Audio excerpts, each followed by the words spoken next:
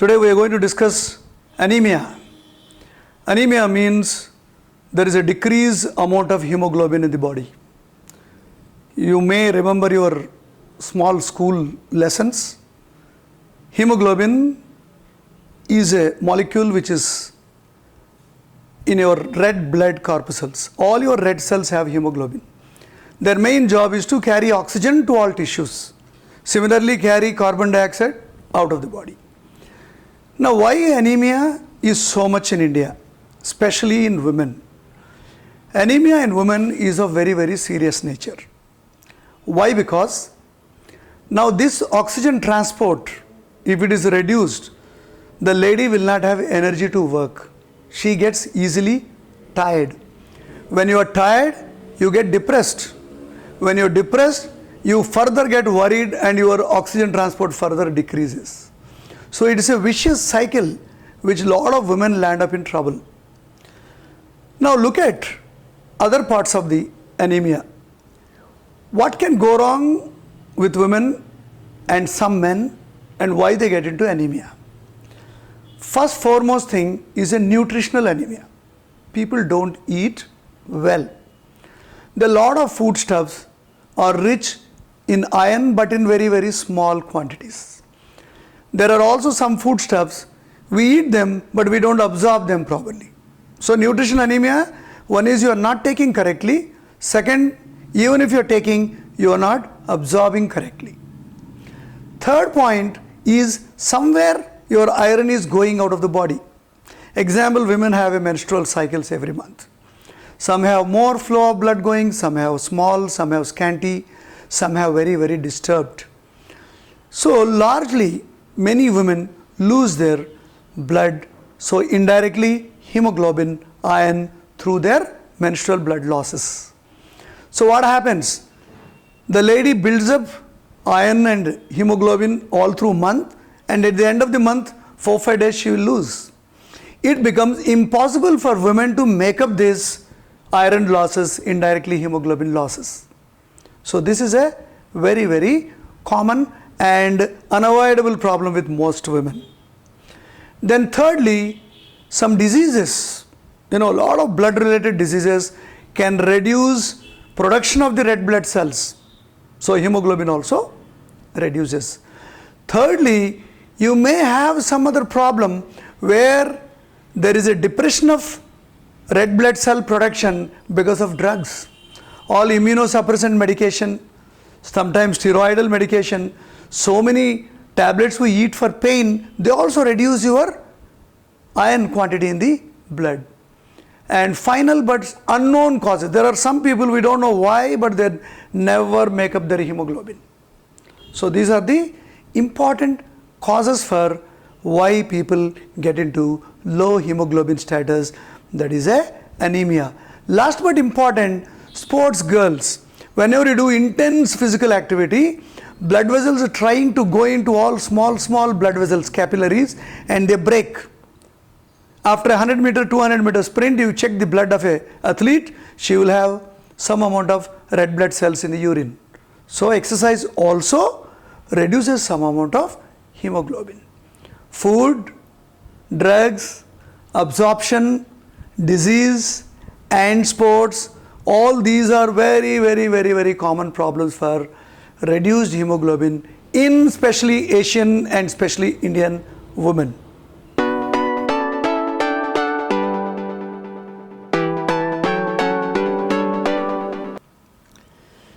Now we all know the causes of anemia. Now what has happened to our medical profession? Now if you look at how much should be normal hemoglobin in a human being. For males it should be 13 to 16.5 up to 17. Some lab kits give you. That means an average male requires 15 grams per 100 ml of blood, 15 grams %. Similarly, women ranging from 12 to 15, that means 13.5 or 13 grams % is for women. But as a medical professional, when we were in college, we also said, women, okay, it's okay, you can have 12 or 11, chalta. What do you mean? Can you do a job with compromised salary? Can you do a job only basic pay is enough, no other allowances are needed. But why this double standard for hemoglobin in women? Many times I also heard doctors and medical professionals saying 12 is okay for women, but I strongly object, it is not okay, because they are at the end who are losing blood from their body. So they should maintain 13 grams per percent or 13.5 grams per cent. So dear Indian women, Asian women, you must argue with your doctor, try to lift your hemoglobin. So you eat your medication, reduce your bleeding, and improve your diet. Do all possibilities to maintain your hemoglobin around 13 grams per cent throughout life. So is it clear? Men should maintain around 15 grams, women should maintain around 13 grams. And more so with the sports personality, they should maintain a little bit higher. Because for sports performance, you need more oxygen pumping into the body. So your hemoglobin levels have to be always higher limit. Now there are some physiological limits where your hemoglobin varies. If you go down under the sea, your hemoglobin drops. If you go on a high altitude, hemoglobin increases. Why? Because there are differences between the oxygen availability in nature. Every 100 meters of altitude, your oxygen concentration drops. So blood will produce more red blood cells to bring that oxygen. So that is a polycythemia, we call it, more red cells and more trying to take oxygen. It is not a disease, it is only physiological limits.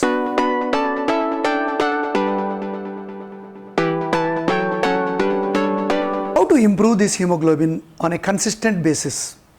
First thing, improve your nutrition. Everybody can have one whole egg because yolk of the egg has good amount of iron and it is absorbed very well, especially lactating women, pregnant women, young girls, or the girls who attain menarchal age. All these people, or anybody who losing too much of blood in menstrual cycles, they must eat. If you are not able to tolerate egg, that is different story. Otherwise, whole egg is very, very important source. Number two, most of the non-vegetarian dishes are rich in protein, rich in iron, and rich in also that heme and globin. That globin part is a protein. So if you eat a good amount of non-vegetarian diet, you will improve your hemoglobin. And also there are certain nuts and dry fruits have certain amount of iron. And the best possible way of getting iron is eating a leafy vegetable. But don't eat raw vegetables because the phytates and oxalates in the leafy vegetable do not help in absorption. So always eat cooked green leafy vegetable, dark green leafy vegetables. They give you a lot of iron.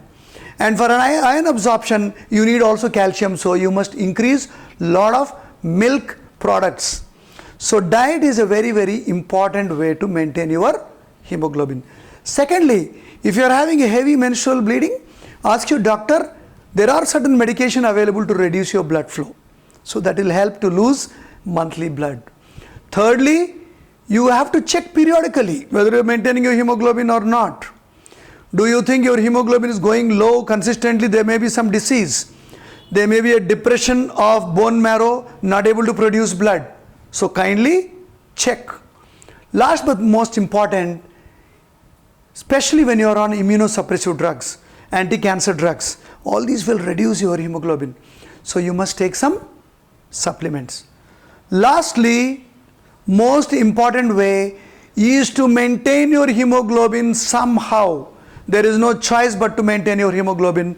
Otherwise, you will become dull, inactive, lazy, obese, and this vicious cycle. Come out of it. Break this cycle. So I will warn you again and again, especially ladies, go and check your hemoglobin. If not in one lab, you check your two labs.